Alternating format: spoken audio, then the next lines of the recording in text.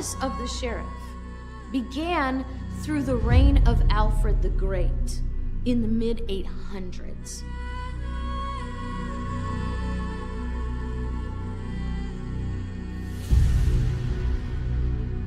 In England, the districts were called shires. The king's representative in that shire was called a reeve. And that's how we get the name sheriff. It's a blending of the terms shire reeve.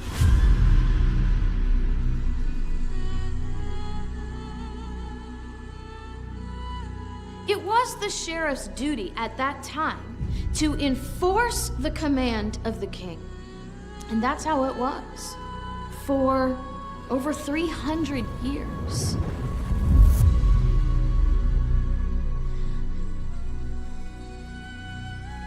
And then we fast forward to the reign of King John. King John was a ruthless king, a tyrannical king. One bishop said of John in that day that even hell will be fouled by the presence of John. And John's taxes were so high, and if you could not afford to pay your taxes, you were arrested by the shire reeve. You were thrown into prison, mutilated. John was ordering the shire reeves to cut off the hands, the feet, the ears, to cut the tongues out of people.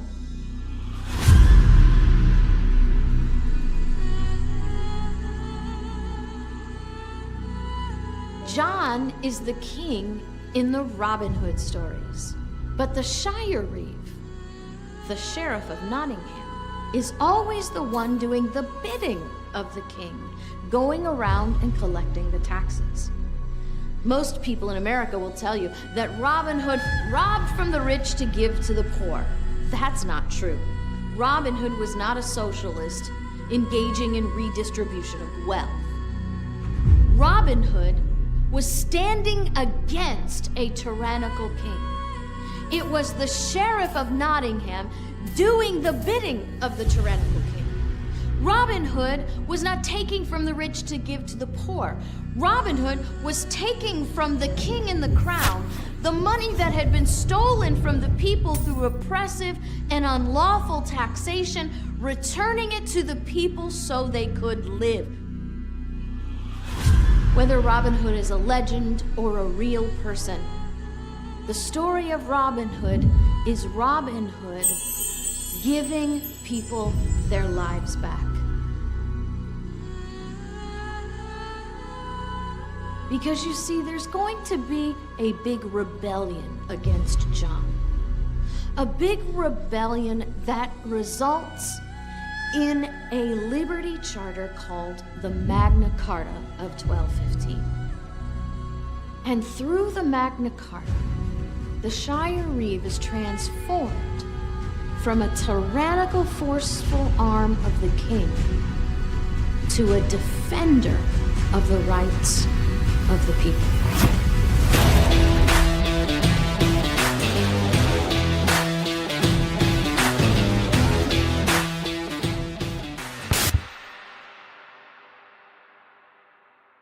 Heavenly Father, I thank you for the gift of another day and the opportunity you've given me to be a difference in somebody's life today. I pray that you give me strength and courage as I face the evils that are here on earth. I pray that you give me wisdom to make the right decisions. And I pray that you guide my footsteps as I walk through the valley of darkness. In your precious Son, Jesus Christ's name, amen.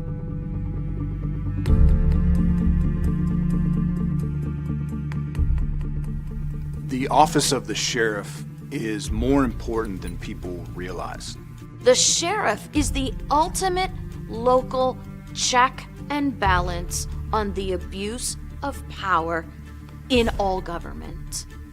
The fact that the sheriff is an elected office means that he works for the people, and his promise to the people is his oath of office, his oath to the Constitution.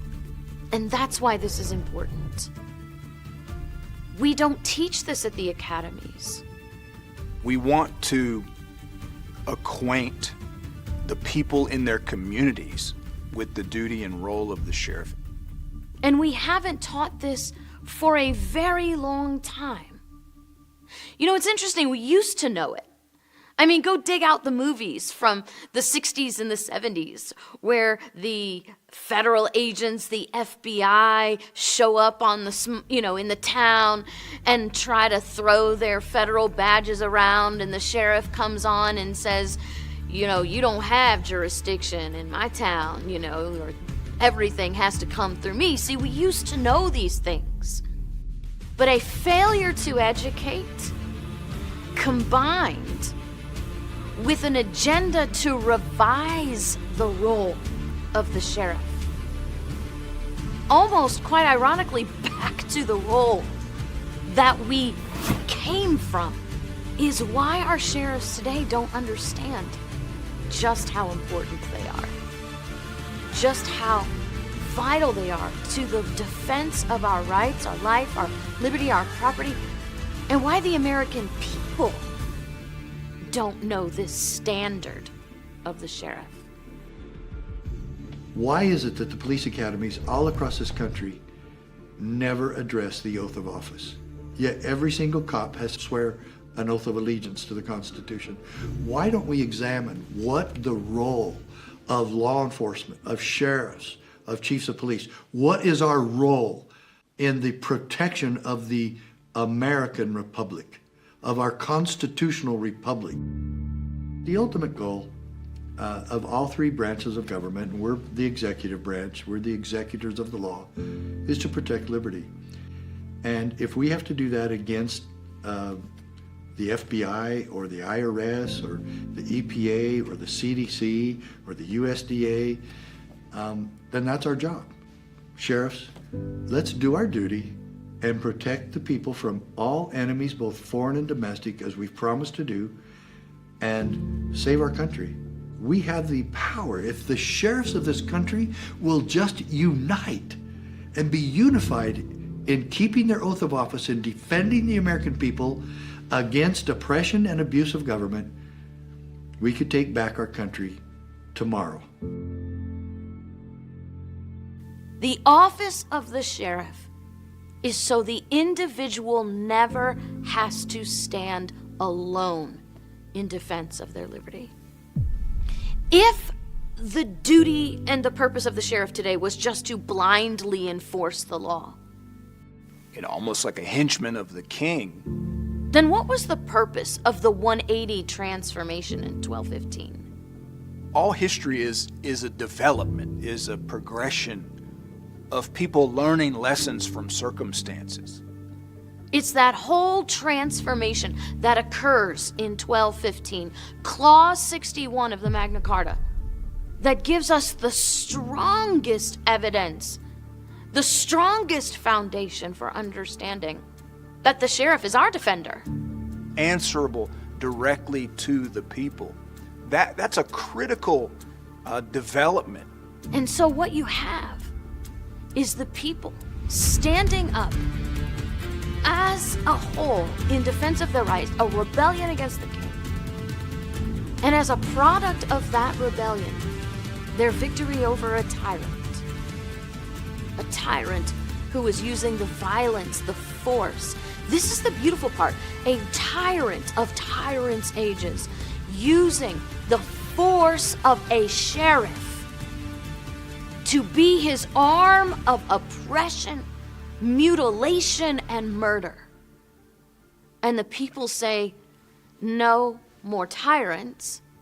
And to prove that point, we are taking this sheriff away from you as a weapon for you and turning him into a shield against you for us. This amazing transformation of the sheriff, I believe, is one of the best illustrations in history on the people understanding the value of liberty and what it takes to not just simply defend it, but maintain it. Samuel Adams said, "No people will tamely surrender their liberties nor be easily subdued when knowledge is diffused and virtue is preserved." He said, on the contrary, when the people become universally ignorant and debauched in their manners, they will sink underneath their own weight without the aid of foreign invaders.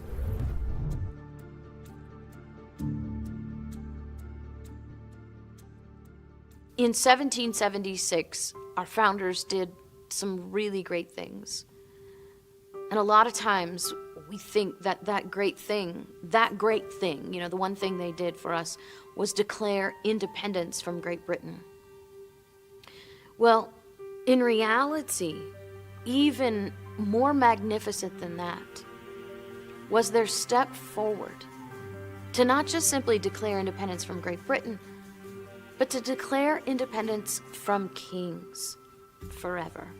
That's what makes the foundation of our nation so strong, is the framework of our republic came through us from over 800 years, almost 1,000 years of history and lessons learned. And the office of the sheriff was part of that, a cornerstone piece in ensuring that we'd have no more kings. An immediate check and balance in your neighborhood with someone you know. I think the critical importance of that people-sheriff connection, of the sheriff being chosen by the people, the sheriff working directly for the people. The sheriff is one of us. He's a direct representative of the people. He's directly accountable to us. He's directly accessible by us. He's got skin in the game. Our sheriff is our friend. He's our family and he's our defender. That's who the real sheriff is supposed to be. I think it makes a big difference that the sheriff is elected by the people. There are other areas of law enforcement where the positions are appointed. Not a hireling of the governor. He is not a hireling of the county. He doesn't have to do the bidding of the city manager. He is not beholden to one person or one agency for a paycheck. That's how it should work. That's the role of the sheriff. And that's why the sheriff is so important. Because, by the way, the sheriff is a lot closer than most of your legislators or your governors. Your sheriff is your neighbor. Your sheriff lives in your community. The legislators and the governor go off, to the Emerald City in the land of Oz and develop this culture of this sense of being disconnected from the people in the communities that they serve. And by the way, the lobbyists park themselves in the same town where the legislators are. In normal circumstances, no one's lining the pockets of your sheriff. No lobbyist is controlling your sheriff. No special interest group is controlling your sheriff. Your sheriff works directly for the people in his or her community. A police chief. He's appointed by the municipality. State police is appointed by the Department of Public Safety, here in New Mexico. The sheriff is elected by the people. Okay? They vote for who they want in there. It adds a lot more responsibility to it. We try to do a lot within the community. We try to have those interactions with the community when it's not a call for service, okay? When it's a good thing, not possibly a bad thing. Treat these people as you would want to be treated, okay? Treat them right. Let's be respectful to them. I'm not going to violate my constituents' civil rights based on an overreaching government. So educate yourself, know what you're doing, and do the right thing. And the power he holds is bound by a duty summed in the oath of office. I do solemnly swear I will support and defend the Constitution of the United States and the Constitution of my state. Your number one job is to defend the rights, the life, liberty, and property of the people in your community. Just having that understanding and that prioritization that this is what's first, protecting people's individual rights. That's first. That's what you took an oath to do. You cannot support a law that contradicts the constitutions and still uphold your duty to support the constitutions. The Constitution is the supreme law of the land, the supreme law of the state, and since it is, then all laws must be in line with that Constitution. So you can't have the Constitution saying you have a right to free speech, you have a right to freedom of assembly, you have a right to be secure in your property, you have a right to due process, and then somehow the legislature comes up with a law that contradicts those enumerated rights in your Constitution. Well, if you're a sheriff that took an oath to the Constitution, then that's your standard. So some decree issued by a governor that violates those enumerated rights, well, you're then put in a position of having to make a choice. Well, you didn't take an oath to the legislature. You didn't take an oath to the governor. You didn't take an oath to some other politician. You took an oath to the Constitution, which means the rule of law and the rights of the people. That's what you took an oath to be a defender of the people's rights. So guess what? An emotional legislature, a reactionary legislature, a corrupt legislature, a well-intended but misguided legislature can come up with some lame law that targets the rights of the people. So then the sheriff is the one who has to stand in the gap and recognize, hey, I took an oath to the Constitution, just like, by the way, the legislature and the governor did. If they're not going to keep their oath, I'm going to keep mine. That's the distinction. There is a hierarchy on purpose. Because to support a government that is contrary to the Constitution is to reestablish kings and tyrants, not maintaining limited authority of government and the liberty of the people. Which do you want your legacy to be? The sheriff that keeps his oath, or the sheriff that made an empty promise and is just an enforcer of the king and will run roughshod over the people's rights, the people's lives, liberty, property, their businesses, their family, their freedom? That's really the question. Are you a king's enforcer, or do you work for the people? The office of the sheriff carries an enormous power. A power to say no to the President of the United States when he issues an executive order contrary to the Constitution of the state, contrary to the Constitution of the United States. The sheriff has the authority to say no to Congress and the Supreme Court when their laws and their opinions contradict the constitutions. The sheriff has an authority and a duty to say no to the governor, to the state attorney general, to the state legislators, to the county commission, to the city council, to everyone at state and local level when their orders, their edicts, their laws, their ordinances contradict. That's a great power. But you have to know who your sheriff is. And that your sheriff has a morality and an understanding and a courage and a strength to say, I will not enforce a law that contradicts the Constitution. And on that same note, you have to have a sheriff that won't use that power to deprive the people of their rights for his own personal greed, avarice, political gain, or station. Really operating outside the bounds of the rule of law, or one not focused on defending your rights, you're talking about a serious danger to your rights, your life, liberty, and property.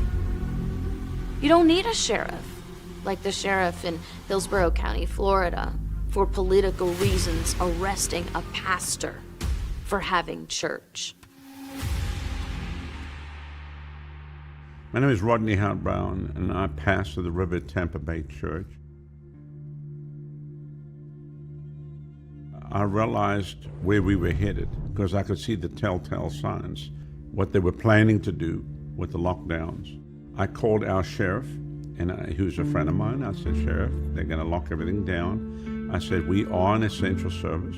We feed 1,000 families a week, and I'm not shutting down. We also have a healing school here for people that come with incurable diseases, dying of cancer and everything in between. I'm not doing it. I come from Africa. We go to villages where there's Ebola, there's yellow fever, and everything in between. And now I must suddenly shut down the church. We're not doing it. That never even crossed my mind. There was not even an option. So the sheriff said, no, look, you are an essential service, and told me I was safe.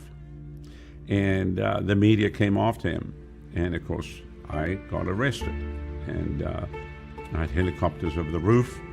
I had to turn myself in and cuffed me.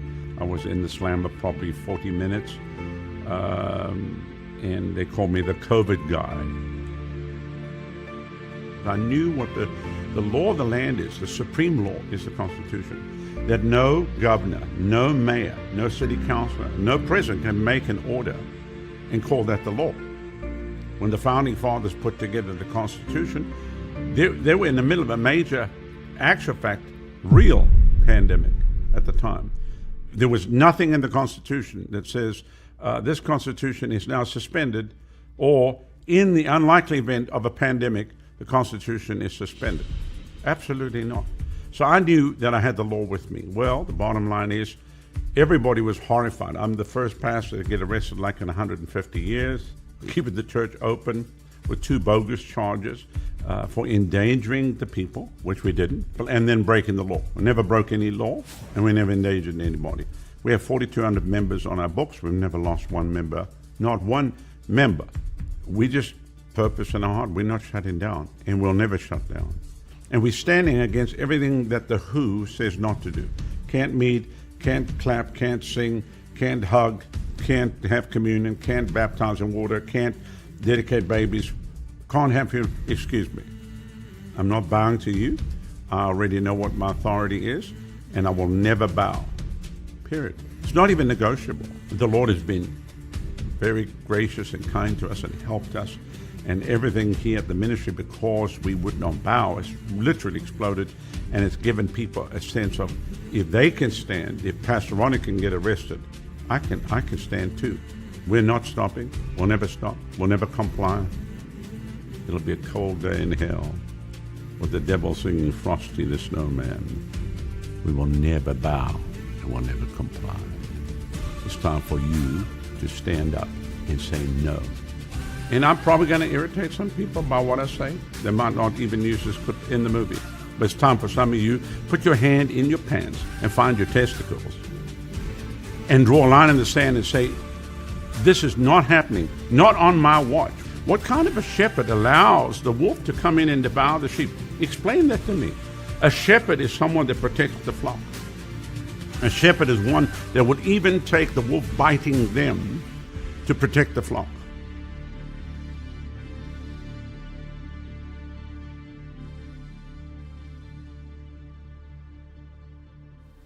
That's the example of the opposite of a good sheriff.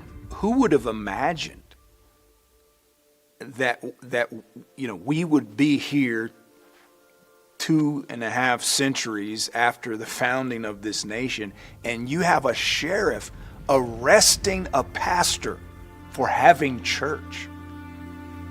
It's mind-boggling to me. It's frightening how far we have strayed from people, one, knowing what their rights are, and number 2, respecting them and expecting them to be respected and protected by those we elect to represent us. Lack of commitment to the oath of office and lack of courage. Your sheriff is your first and your last line of defense. Your sheriff makes the difference at the end of the day.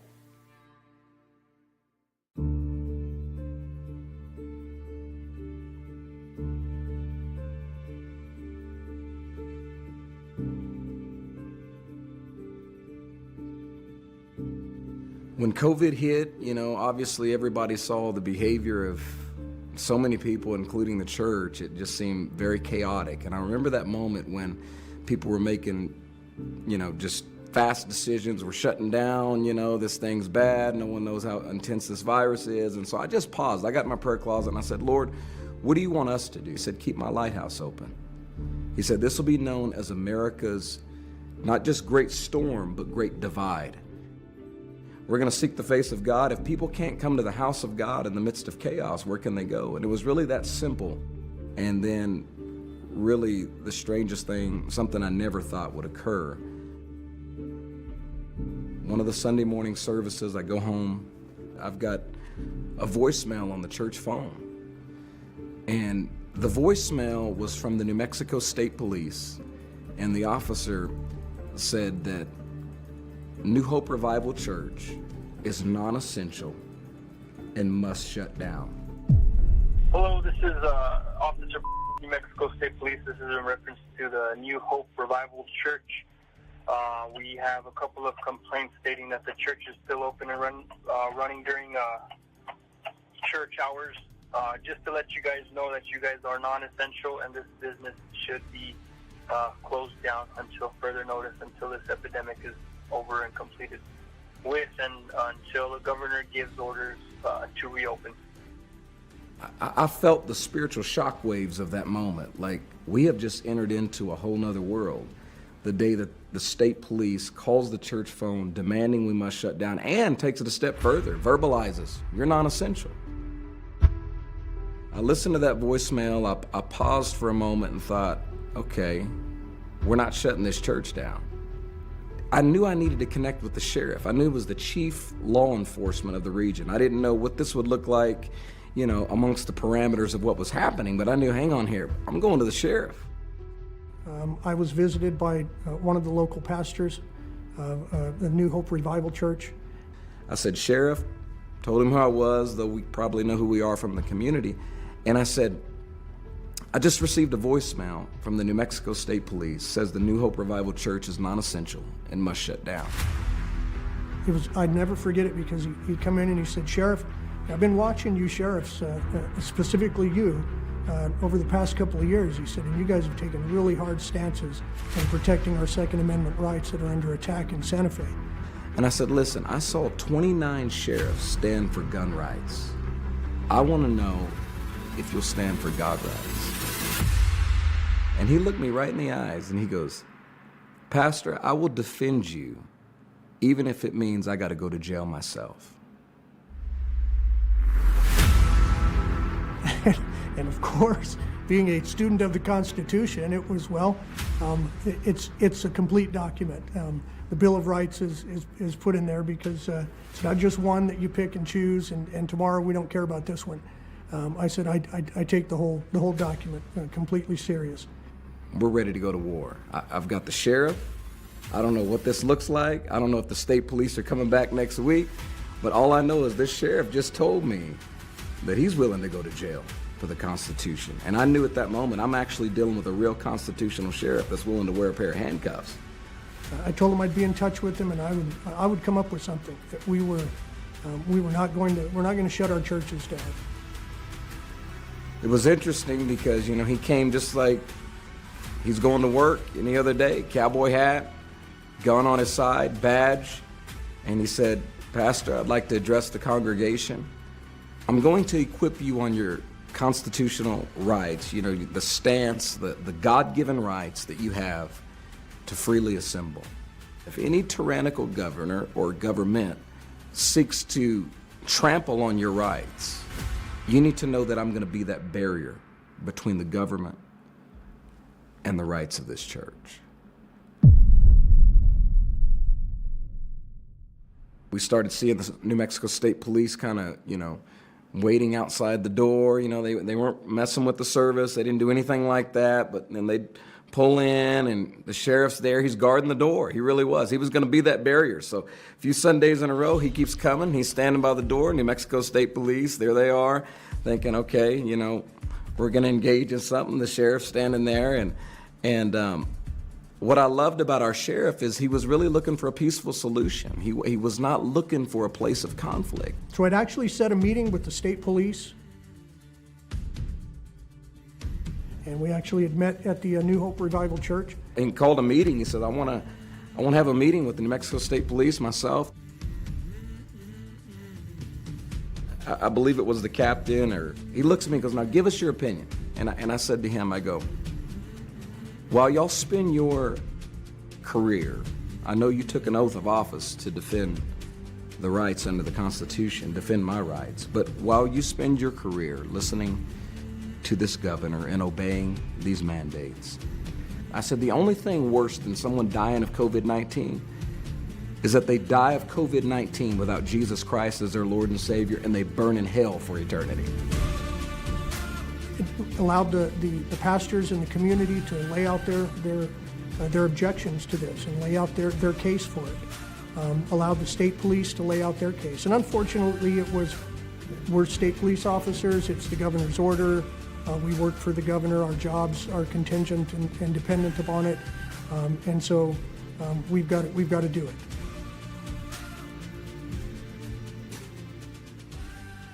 Obviously, we didn't see eye to eye. The governor had said, go shut this church down, basically, or at least serve them or cite them and let that progress into something else.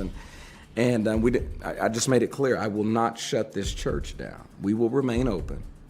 So we knew that it was just going to be a situation where we agreed to disagree and essentially told him, I've got this. For the most part, state police are here to assist on anything that we need assistance with. But I told him on this one here, we've got it.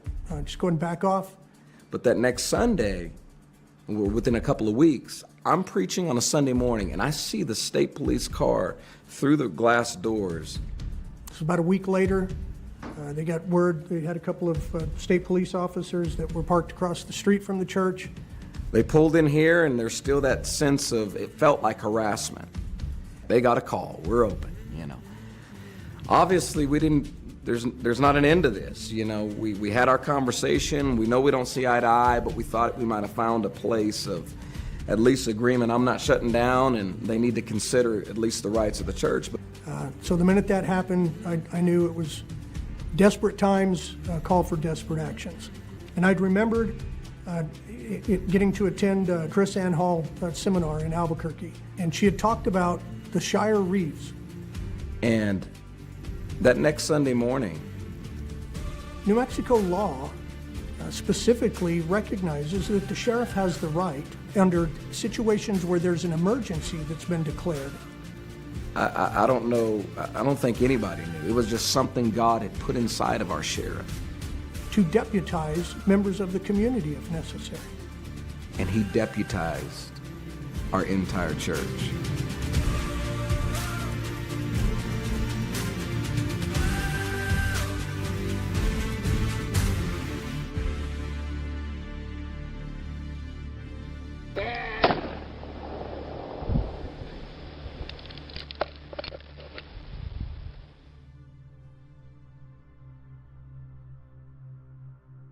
A clause in the governor's shutdown order that said law enforcement were not under the guidelines of her mass gathering order or her restrictions or limitations. It was so powerful because we stood there thinking we've got conflict with law enforcement, but yet we've got law enforcement. Every Sunday from that point forward, I would be calling a special deputy meeting at the New Hope Revival Church.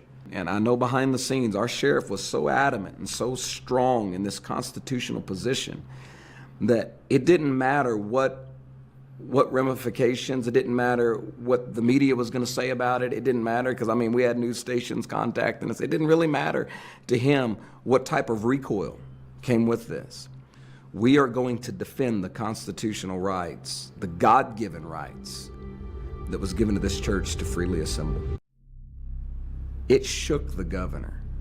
I mean, it shook her so intensely because she knew now, like, hang on here, this thing has went. Now keep in mind, we're deputized. I receive a knock at my door, at my home on Mother's Day by the New Mexico State Police.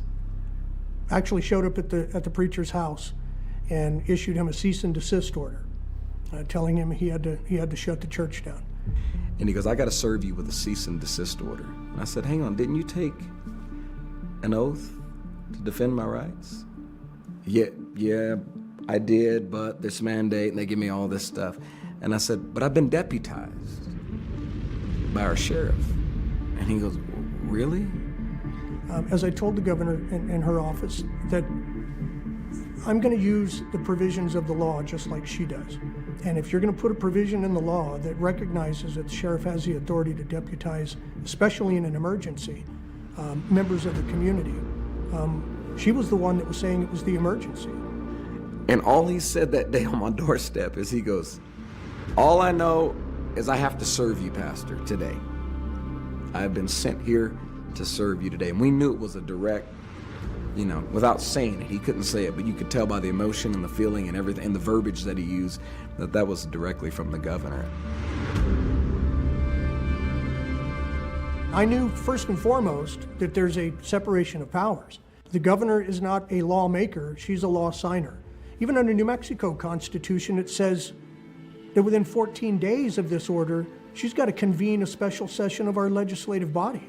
She failed to do this. She violated the state's constitution there.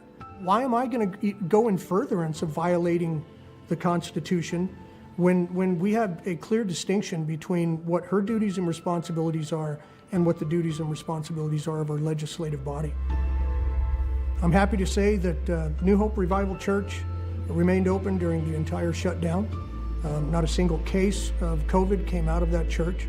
This is my duty and responsibility. I raised my right hand and said I was going to ensure that the constitutional safeguards that were placed in the Constitution, recognizing that these weren't given by man, these weren't given by the Board of County Commission, the governor, or the President of the United States. These were given to us by God. These are inalienable rights that we were endowed by our Creator with. So to me, I wasn't doing anything historic, or I wasn't doing anything that was heroic. I was doing what I told everyone when I raised my right hand that I would do.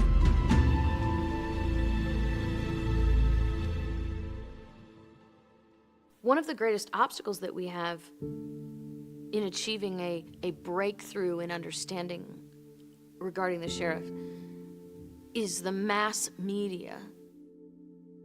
We're going to have to get over this animosity and the demonizing of police in this country. We'll show you all of these instances of abuse of power and make the American people think that that's everybody. Confidence has been shaken between law enforcement and the community. If sheriffs and deputies knew and were devoted to the idea that my primary job is to defend the rights of the citizens, and then if the residents knew that, the residents know that, and then they know that they have sheriffs and deputies and law enforcement that are dedicated to defending their rights, then I think that would go a long way in restoring the confidence in law enforcement throughout this country.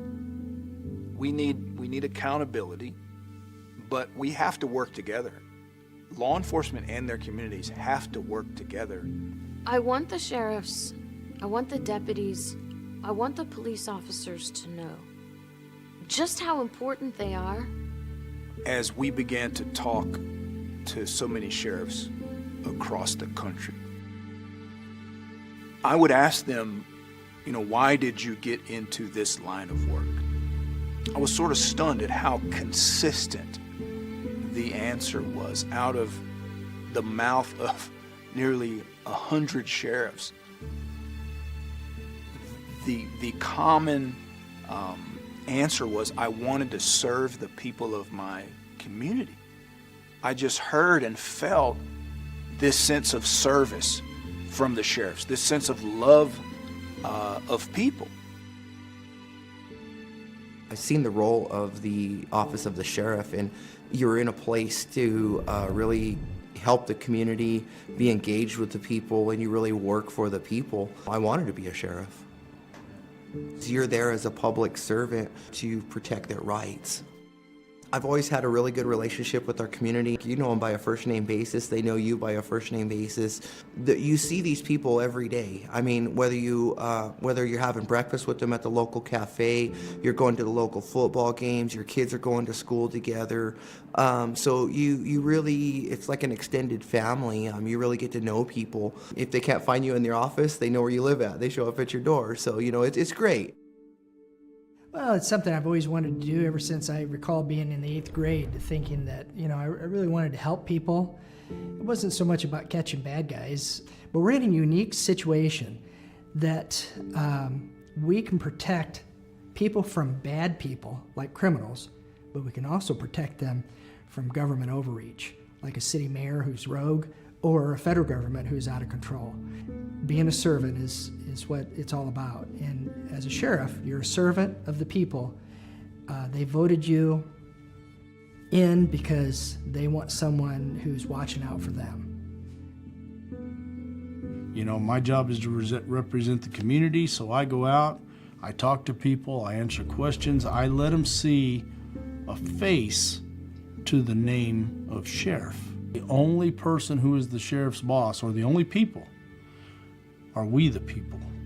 So there is nobody except for your constituents who are your boss.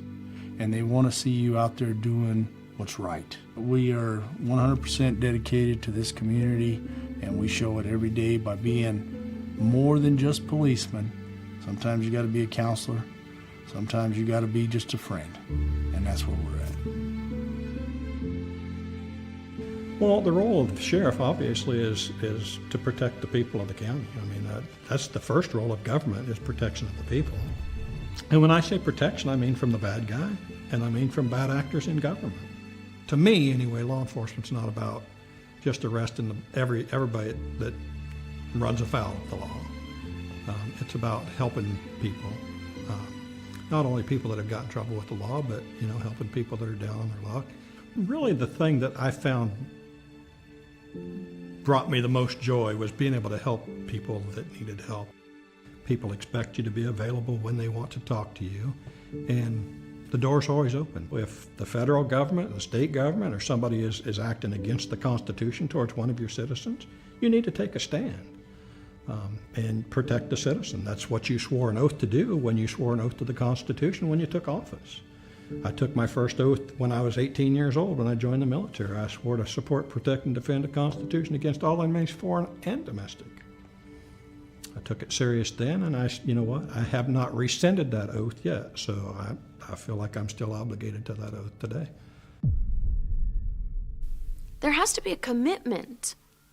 So you have to know, one, what your role is, what you're called to do. And then number two, what is right, and then make a decision before the crisis arises that you're going to do what's right. There is no greater service to the community than to be a defender of the rights, the liberties, the properties of the people. So many times I hear sheriffs say, police officers say, well, isn't that a violation of separation of powers, Chrisanne, for me to say that law is unconstitutional? I thought that was the judge's job to say that a law is unconstitutional. Well, yeah, it is the judge's job to say the law is unconstitutional, that's true. But he's not the only one.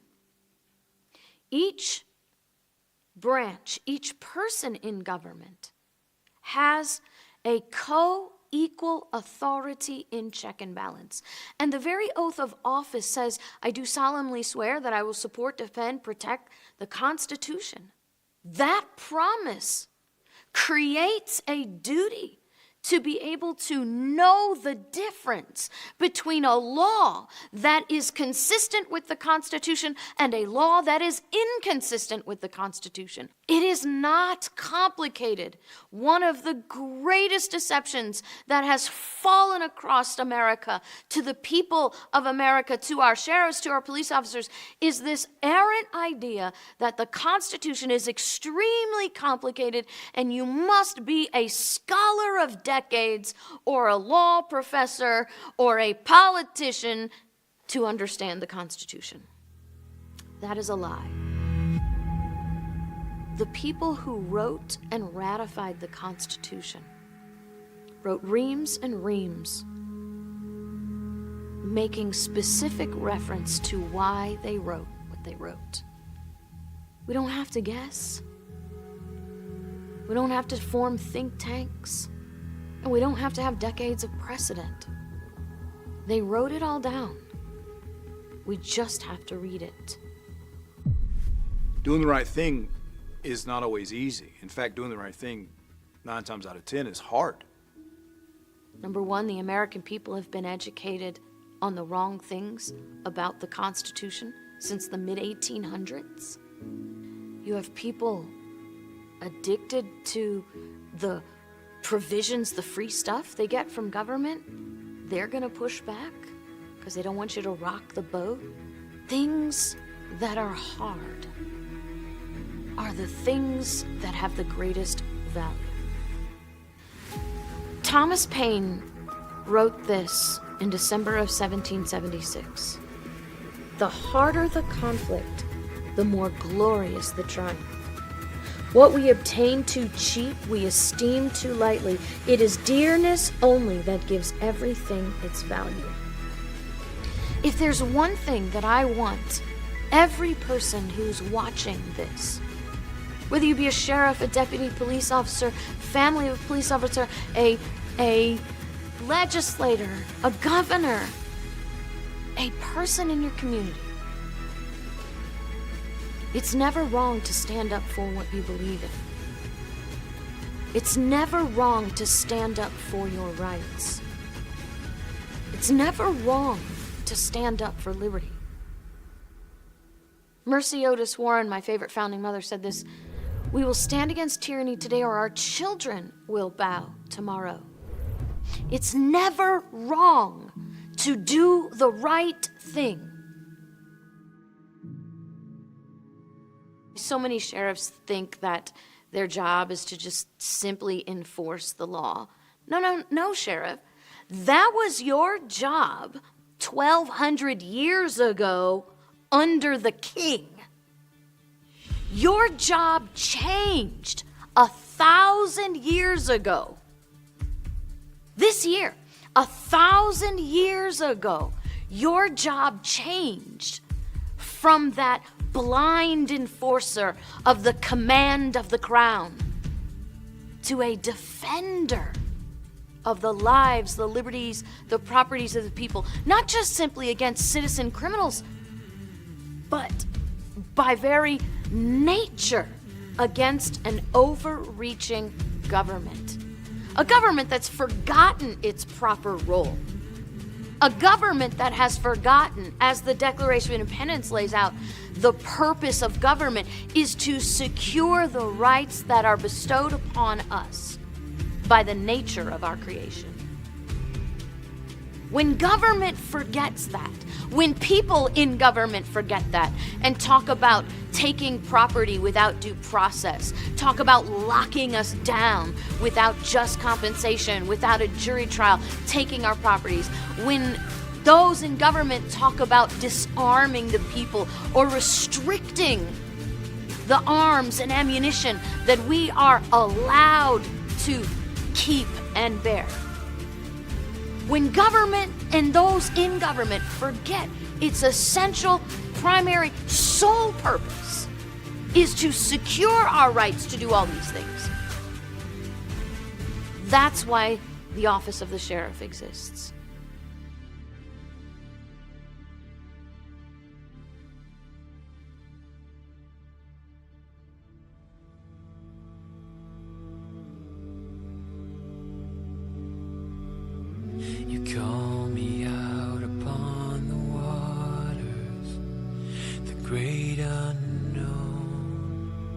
where feet may fail,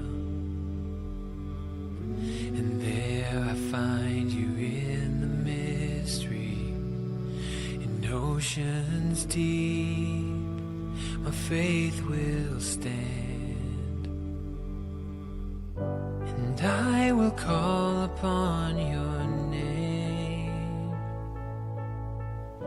and keep my eyes above the waves.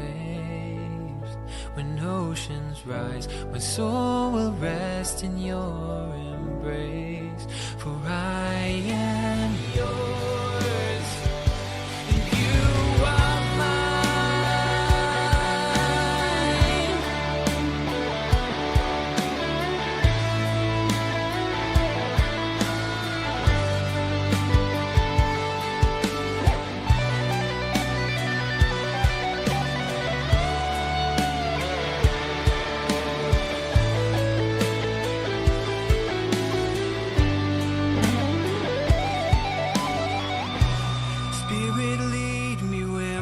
trust is without borders.